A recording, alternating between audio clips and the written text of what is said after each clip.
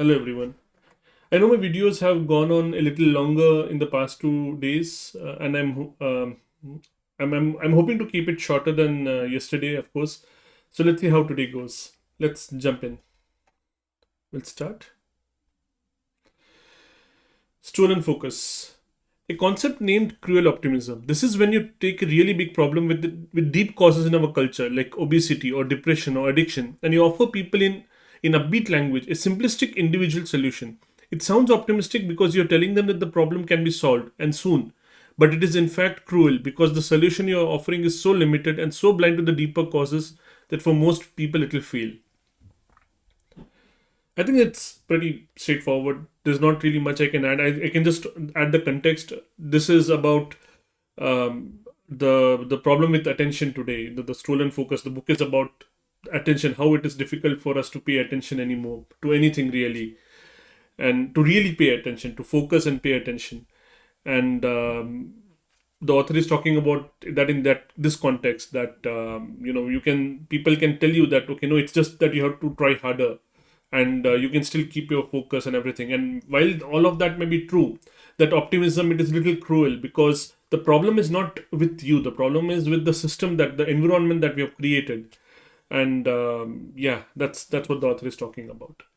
So let's move on. I think this is from an article. For example, an early stage CTO should be a great engineer, great recruiter, and a great manager. Okay, it's from an article, and I'll link to it in the description, so you can read it yourself. But yeah, otherwise there's not a lot to go over here. So I'll move on. Range. Oh, this is a long one. So yeah, used for learning, testing, including self-testing, is a very desirable difficulty. Even testing prior to studying works. At the point when wrong answers are assured. In one of Cornell's experiments, participants were made to learn pairs of words and later tested on recall. At test time, they did the best with pairs that they learned via practice quizzes, even if they'd gotten the answers on those quizzes wrong. Struggling to retrieve information primes the brain for subsequent learning, even when the retrieval itself is unsuccessful. The struggle is real and really useful. Like life, Cornell and team wrote, retrieval is all about the journey. This is again mirrored in other books, especially in this book, Mind for Numbers, where there are different methods to test yourself, to interleave and test yourself, and why that works. This book also talks very much about that testing, self testing, and especially testing even before learning. The if you before learning, if you're trying to test yourself, you'll get mostly wrong answers, or all of them would be wrong answers. But even that works because that primes your brain for learning. So yes, tests and interleaving, these are the two practices that help in recollection later on. So let's go on. Get it done. Whenever mistakes, failures, or negative information are more diverse, there's more for us to learn. If when we fail in a unique way. Each of us will have a unique contribution to make when we exchange information about our failures. If we all succeed in a similar way, there's not much information we can gain from sharing our experiences. So this really goes to show, that failures are even more useful than successes. That collectively, if different people try and fail in different ways, you have a lot more information about what works and what doesn't work. Whereas if you succeed, you typically succeed in the same way. It's not very common that you would succeed in different ways. Like that's how I suppose our society defines normal and success and everything. So the failure and learning from different kind of failures always gives us a lot more information than success possibly can. I'm not saying that you should not worry about success. You should, but failures are a lot more valuable tool to for long term success. So let's move on. The earned life. This is a worrisome insight. If we can't embrace ability that comes easily to us, what's the alternative? Creating a career in areas where our abilities are less than optimal, where we are in the middle of the pack and not so special. So the context of this highlight is in this book that the author is talking about um, us picking subjects or us picking topics that we are not really strong at. And the idea being that, okay, and I already know this, I don't need to learn this, or I don't need to learn this further. I already know this. I'll go pick up a challenge. And the idea, I mean, if everybody did this and nobody embraced the strengths, we'd always be stuck towards the mediocres. So, like the author says, creating a career in areas where our abilities are less than optimal. And this is not talking, again, the author is not saying that you never go towards a challenge. It's always about strategically deciding what challenges you need to pick. But if the only criteria you have is that I already know this, I'm already good at this, so I'm not going to do this, I'm going to do something else. And if this is your stance all the time, you're never going to play at your strengths. So there is a balance, and of course, there is a lot of nuance towards this highlight. And the book, I've just begun reading this, so um, yeah, if you're interested, it seems like a good book so far. Let's move on. Traction. Dictatorships not only are exhausting but also preclude future growth. It's simple math. One person can only make so many decisions and solve so many problems. You cannot build an enduring, successful organization that lives beyond you if your organization is designed to crumble the minute you step aside. And dictatorship, it's not talking about the style of government. The author is talking about the style of management, organization, where a manager dictates essentially each and everything that needs to happen, and it has to happen in the exact same way. Otherwise, it's considered a failure. And why that organization style does not work in the long term, that this highlight is basically trying to cover that. So I think it's not really a surprise or it's not like an astounding insight. It's if you think about it, it's very straightforward that, yeah, it's obvious that this is going to happen in a dictatorship style organization. So let's move on. Choose possibility. Because we frame plans as an antecedent to action, planning itself can seem like a way of getting closer to our dreams. We think that the more precise the plan, the more likely we are to succeed in achieving it. Conversely, when our ambitions are rough and half formed, we presume that we lack permission to act. We haven't done the hard work of constructing our plan and thus aren't fully prepared to meet an opportunity. So, the author in this highlight is talking about how plans can, planning extensively can can demotivate you from acting.